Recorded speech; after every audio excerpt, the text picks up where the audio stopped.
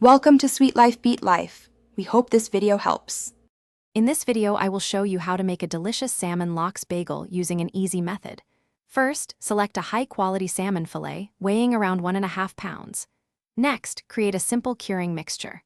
Combine about 1/4 cup of kosher salt, 2 tablespoons of granulated sugar, and a tablespoon of fresh dill. Spread this mixture generously over the salmon, then wrap it tightly. Refrigerate for at least 24 hours or up to 3 days for perfect curing. After the salmon has cured, it's time for the next crucial step. Carefully unwrap your salmon and rinse it very well under cold running water to remove all the curing mixture. This prevents it from being too salty. Then, pat the fillet completely dry with paper towels. Moisture is the enemy of good slicing.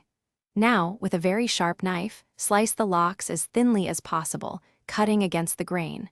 You want those beautiful, almost translucent pieces. Now for the fun part, assembling your perfect lox bagel. Start by selecting your favorite bagel. A plain or everything bagel works wonderfully. Lightly toast it for a warm, slightly crisp texture. Next, spread a generous amount of your preferred cream cheese on both halves. Finally, layer your freshly sliced lox onto the cream cheese.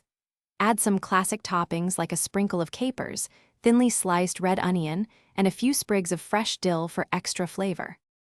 Your homemade salmon lox bagel is now ready to be enjoyed. Take a moment to appreciate your culinary creation. You can serve it alongside a small bowl of fresh berries or a simple green salad for a complete meal. This easy method allows you to enjoy fresh, flavorful lox right in your own kitchen without special equipment. It's a truly satisfying and impressive breakfast or brunch option that tastes absolutely fantastic. Enjoy every single bite. Thanks for watching.